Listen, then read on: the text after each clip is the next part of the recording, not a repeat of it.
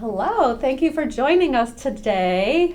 I am Jasmine Shapiro and this is Shannon Johnson. Hello. We're realtors with BHHS Chicago, and we are in the North Shore, and we had the pleasure of meeting you, Deanna Gran. A few weeks ago, we were at a ladies' night out in Highwood, and you were one of the stops. We had various places to stop along the way, and you were fascinating. And the minute we saw you, Shannon and I looked at each other and said, we have to have you on our podcast. She was so dynamic and so much fun to be around. And it was amazing because it was a ladies' night out. So all these women are stopping and we're drinking wine and, having little light bites and things like that. And this stop was to learn how to pose for the camera, because who's not uncomfortable in front of the camera, right? And we always have our cameras out. We're taking selfies. We're doing shots for Facebook or Instagram or whatever. And here's this vivacious woman who's out there, and she's encouraging everyone there to be comfortable in their skin. And it was so much fun. So we have today Deanna Gran with Deanna Gran Portraits. She has a studio in Highland Park, and she's involved with the 40 Women Over 40 project. And here's a quote from her website. I love this. I love the moment when someone who sits in front of my camera finally lets down their guard and allows themselves to just be in the moment. That moment when they feel beautiful, empowered, authentic, real, and stunning. I love that. Thank So you. that's what Deanna's all about. We've heard a little bit about your story, but tell our listeners what inspired you to be involved in the 40 Women Over 40 project. Well, first of all, thank you very much for inviting me. That was a really fun night. I really enjoyed getting to meet so many women in one spot. And it's funny that you talk about energy, because I feel like my energy goes up and down depending on the moment. And that was really a night to just bring it all on. Well, the reason why I got inspired in this movement, it is an international movement, by the way. There are several photographers in our area that are jumping in, because the minute that we learn that we don't have to be photographed at certain periods of life, we can be photographed at any age, that was very empowering to hear. But there is a personal story behind my experience and the reason why I wanted to join. I turned 40 years old, and this was the first years without my mother. And that year, I was frantically trying to find an image of her that I love, where I could see her beauty, her strength. I mean, she was the strongest person that I've ever met. I even went back to my home in Mexico trying to find a portrait, and I couldn't find it. And as a photographer, that was really shocking to me, because every year that she would come visit me, I would say, let's take a portrait. But she gave me a million excuses, and we never did it. But that experience really made me rethink my own existence, because I am that person behind a camera. Year over year, I can think of years where I just don't exist. And that year I decided I need to jump on this movement and I need to make it my own. So that's really why I started. And do you think most women are, getting the family ready, whether it's their children, and they're taking the photos and they're not necessarily in the photos, right? Absolutely. And I think it's part of my mission is, whenever our family comes in and said, I need a family photo, and I said, yes, and I need to take a portrait of you. Oh no, just the kids. I'm sorry, we need to also take a picture of you. It is a personal mission. And I'm trying to really understand, kind of the struggles that women have as to the objections. And I think about my mom's objections, and one of them is posing, right? So I feel like, well, if I can teach people how to do that, maybe they will be more comfortable about getting in front of that camera. And you do a great job of that. You have a whole system that you preach that's like head to toe, and it makes it fun, and it makes you get out of your skin. Yeah, get out of your head. I feel like we need to get into our skin, get into our bodies, and just get out of our head. That little voice in our minds that tell us we're looking a certain way, that's what we need to get out of. And so there are so many of us that think we're not enough. Mm-hmm. And I know I personally am on my own journey. I just lost a lot of weight. And there are many years where I didn't want to see pictures of me. Mm-hmm. And I didn't want to post the pictures because I didn't want anyone to see how much weight I had put on. and it was uncomfortable. I didn't feel good about who I was and how I presented myself. And you will be surprised how that feeling really starts. It starts at a very young age. And that is another project of mine, is it relates to that specific issue. Because we think as we get older, we don't want to be in the camera, but even our young teens are having the same struggle. There is something called a gap between the way we see ourselves and the way that we are in the photographs. And that is the self-acceptance gap. For some people, it's very small, and we're able to just, oh, yes, that's me. That's great. For some people, it's like the Mount Everest. And then when we're crossing that gap, it can happen at any point in time. You may be 9 years old when you finally cross that gap. But when you're ready to cross the gap, there's a photographer like me, or like many other amazing North Shore photographers that, are doing this movement, and they are ready to just welcome you. So how do you teach people how to pose? Like, how did you learn about that? I'm self-taught. I actually, before becoming a photographer, I was an accountant. I spent many years in public accounting. Really?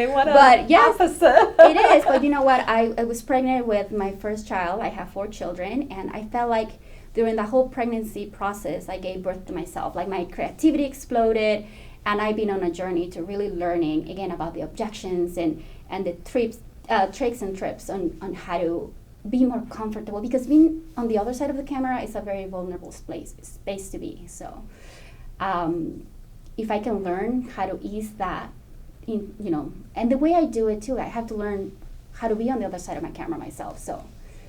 And if you look at your website, there's beautiful pictures of you. You're a beautiful woman. Thank you. So, and you look very comfortable in front of the camera. Thank you. So I don't know how you got there. So tell us what's important about creating a legacy through photos.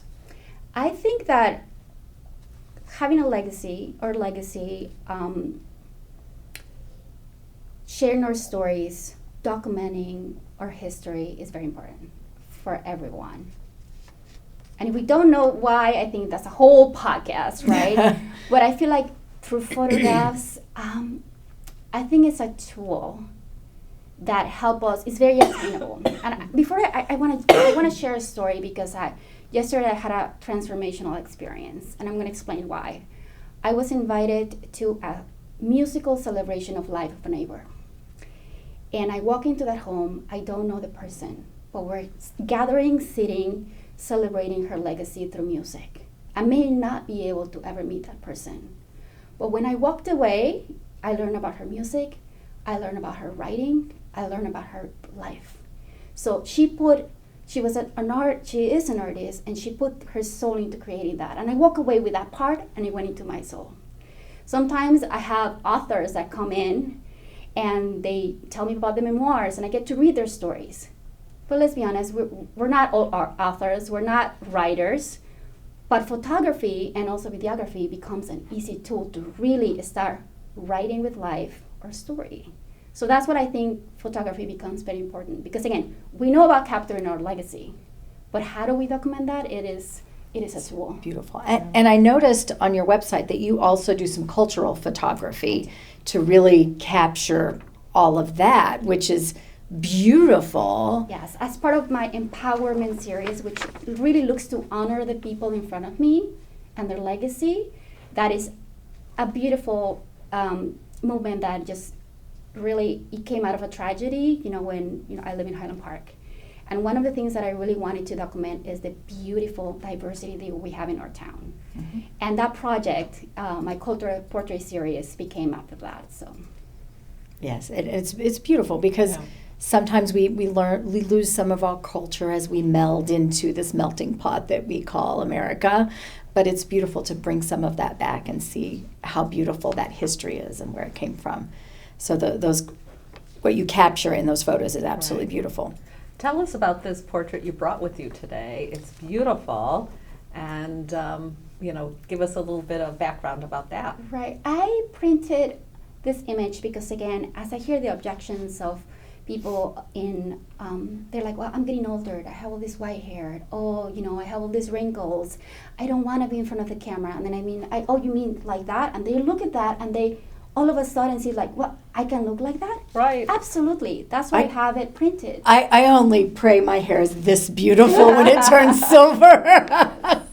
So I think to me it's a daily reminder in my studio as to why I do what I do, because even though she's not my mom, I wish she was. In a way, it reminds me of her. So that, again, is a constant reminder for me. Well, I love it because she is beautiful, but you still see that there's age in her hands, and you just kind of feel some wisdom and there's some life experiences there, but everything about that is still so beautiful. You can just see right into her.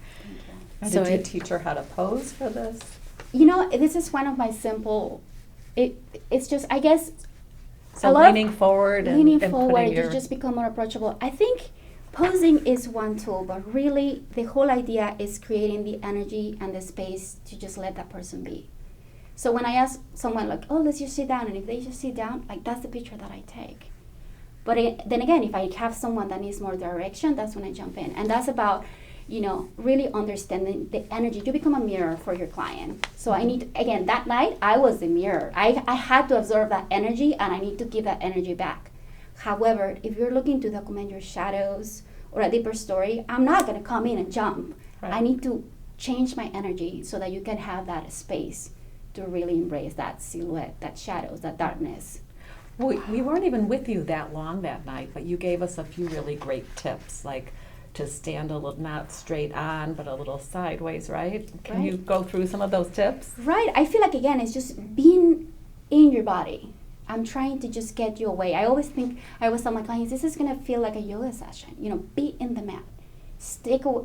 Get a weight of your head, and then start feeling your neck, your shoulder. Many people were telling me, well, this feels weird. I'm like, yes, because we're not used to feeling and being in our bodies. So I want people to be more aware of that. Just, again, I think it's just trying to be in your body and out of your head. Yeah, great. I know we were all like, okay, do the turtle and Giraffe, turtle. Giraffe, yeah. There's all these terms. So it's a lot of fun though, and it was fun. Yeah. it was super fun. Yeah. Tell us about cleaning out your basement, Jasmine. So I was recently, my husband and I decided to clean out the basement. We have a 32-year-old daughter and a 30-year-old son who had stored a lot of stuff down there. And I came across a box. And of course, I'm taking pictures and texting them, do you want this, don't you? And then I came across my daughter's yearbooks from high school. And I said, do you want them? You have your own house, take them to your house. And she said to me, no, you can throw them out. I couldn't believe she said throw them out. And she said to me, well, Mom, my generation, we can find them on Facebook or whatever. If I want to find somebody, I don't need my yearbook that has a tiny picture. She said, your generation, I get it. You didn't have that back then. And it was just amazing to me that she was willing just to get rid of her high school yearbooks. Wow. So how do you feel about, as a photographer, about everything becoming digital? I have a couple thoughts about that, about both issues. So the first one is, I feel like in the grand scheme of things, and I just met a professional organizer outside, the things that we want to keep are very limited. Mm-hmm. So I'm not surprised that she doesn't want to keep her yearbooks. And I go back to my own story. Whenever I have the strength and the energy to go back to my childhood home, if someone were to tell me, you can only take one thing, again, I wouldn't take my yearbooks either. I would just probably take my family portrait that still sits in my childhood home. So I feel like there is a difference between things and the difference between being intentional about creating something. Right. And when it comes to digitals, I get that question all the time. So I feel that if you're gonna save your stories and your family legacy digitally, you need to keep up with the times, because again, I'm over 40, so we all remember floppy disks. Maybe not everyone remembers those. CDs and USB. So again, we have to keep up with the times and making sure that our memories, digital memories, are properly stored. To me, a photograph is not completed until it's printed. But again, let's just be mindful about printing them in a in a way that is going to mean something. Do I say that we have to print everything we take? No, but just what really matters, and be intentional about creating that image and preserving that image. And it was funny, before I came here, I actually got a call from a genealogist, and she's going to come in for portraits. And I did ask her this question. This is, what is the importance of those historical pictures that you research? And she said, very important. It is very important. And we can, the way that they were photographed, what they were wearing, it was, photographers back then were very intentional. So whenever in her research she comes across, whenever she's searching to tell a story about a family, those pieces of information become critical. And the way I think about this is, what's going to happen 100 years from now? Is someone going to look back and say, we were the Snapchat generation, where we created a bunch of images, Right. and nothing ever made it to be printed? So again, I'm not saying digital is going to go away tomorrow, but let's just be intentional about preserving it and really printing what matters. And one last thing, who's really sitting looking through all those images? Exactly. We put in our homes what matters to us, the messages that we want to give our children, our family every day. So again, let's be intentional about creating artwork that resonates with us and our families. I love it. Such a beautiful message. You guys, Deanna Gran, Portrait Studios in Highland Park. Just reach out to her if you have portrait needs and you want to create a family legacy that you can hold on to. And we'll link all her contact information in the show notes and on our website. Of course. Yep. Thank you. And we will talk to you soon. Tune in again.